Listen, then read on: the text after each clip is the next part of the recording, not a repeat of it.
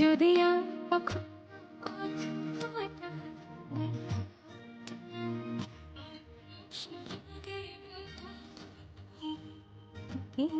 Hello everyone, আসসালামু আলাইকুম। সবাই কেমন আছেন? আশা করতেছি ভালো আছেন। আমিও ভালো আছি আল্লাহর রহমতে। আমার ভালোবাসার আপুরা সবসময় আমাকে মেসেজ দেন, আপু আপনার বিয়ে হয়েছে পাবনায়, তবে আপনি পাবনার কোনো প্রচলনই ফলো করেন না কেন? আজকে ভাবলাম সব প্রশ্নের উত্তর আপনাদেরকে দিব, সাথে শেয়ার করব পাবনার মেহমানদেরকে কিভাবে আপ্যায়ন করতে। পাবনায় আমার বিয়ে হলো, পাবনায় কখনোই আমার যাওয়া হয় না। বিয়ের পর প্রায় 8 বছরে মনে হয় আমি 2বার পাবনায় গিয়েছি, তাও আমার শ্বশুরের কবর দেখার জন্য। আমার খুব ইচ্ছা করে, তবে আমার জামাই কেন জানি একদমই যেতে চায় না। সে জন্মের পর থেকেই নাকি জন্মস্থানে কখনোই যায়নি। জন্মস্থান বললে ভুল হবে, তার জন্মটাই কিন্তু ঢাকাতে। বড় হওয়া থেকে পড়াশোনা থেকে শুরু করে সবকিছুই ঢাকাতে। বাবার দেশ বলতে পারেন পাবনাতে। ছোটবেলা থেকেই নাকি পাবনাতে তার খুব কম যাওয়া হয়েছে, কারণ পরিবারের সবাই যেহেতু ঢাকাতে সেটেল, পাবনাতে কেউই নাই তেমন একটা। সে কারণে তাদের পাবনাতেও যাওয়া হতো না। অনেক আপুরাই আমাকে মেসেজ দেন, পাবনার কথা বললেই হচ্ছে পাবনা দেখতে চান। আমি যখন যাব তখন ইনশাআল্লাহ আপনাদের সাথে শেয়ার করব। কিন্তু এখন যতবারই যাওয়া হয় পাবনাতে, মোটামুটি আমার পাগলামির কারণেই হচ্ছে যাওয়া হয়, কারণ আমার কাছে পাবনা শহরটা এত বেশি ভালো লাগে, মানে একদমই গ্রামীণ একটা এলাকা। ইনশাআল্লাহ পাবনাতে টুনটুনি পাখিদেরকেও একদিন নিয়ে যাব তার দাদার কবর দেখানোর জন্য।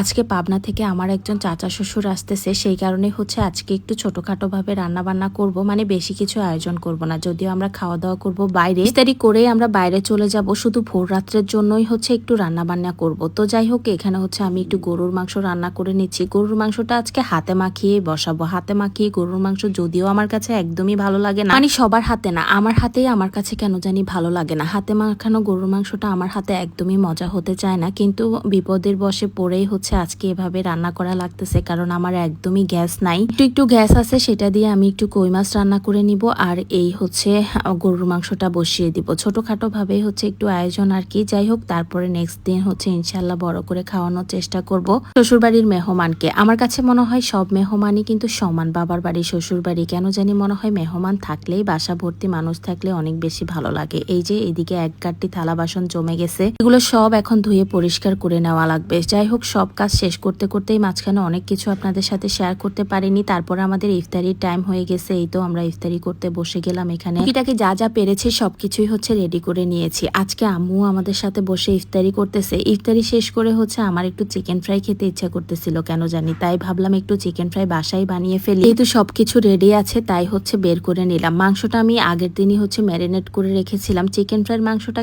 এখন ইদানিং এর মধ্যে হচ্ছে প্রায় সময় ম্যারিনেট করা থাকে, কারণ সব সময় হচ্ছে আমার খেতে ইচ্ছা করে। চিকেন ফ্রাইটা ইদানিং এর মধ্যে কেন জানি একটু বেশি ফেভারিট হয়ে উঠতেছে। যাই হোক, এই তো চিকেন ফ্রাই গুলো ভাজি করে নিচ্ছি, আর একটু পরে হচ্ছে আমার ভাইও চলে আসছে, মানে ইফতারির পর পরে হচ্ছে আমার ভাইও চলে আসছে, একজন কাজিন আসছে। তারপর শ্বশুর বাড়ির মেহমান এখনো এসে পৌঁছায়নি। যাই হোক, উনি নাকি খাওয়া দাওয়া করেই আসবে, তারপরে আমরাই হচ্ছে চিকেন ফ্রাইটা খেয়ে নিলাম। এই তো এখন হচ্ছে চিকেন ফ্রাইটা নামিয়ে নিব। আর দেখেন একদমই কিন্তু আজকে চিকেন ফ্রাই কেএফসি বিএফসি স্টাইলেই হয়েছে। যাই হোক, এই তো আমার চিকেন ফ্রাই হয়ে গেছে, আর এখন আমরা সামনের রুমে বসে বসে টিভি দেখতেছি আর চিকেন ফ্রাই খাচ্ছি। এখানে আমার ভাই আছে, আমার দেবর আছে, আমরা সবাই মিলেই হচ্ছে খাওয়া দাওয়া করতেছি। এভাবে ব্যস্ততার মাঝে আজকের দিনটা শেষ করে ফেললাম। আজকের মতো বিদায় নিচ্ছি, আল্লাহ হাফেজ।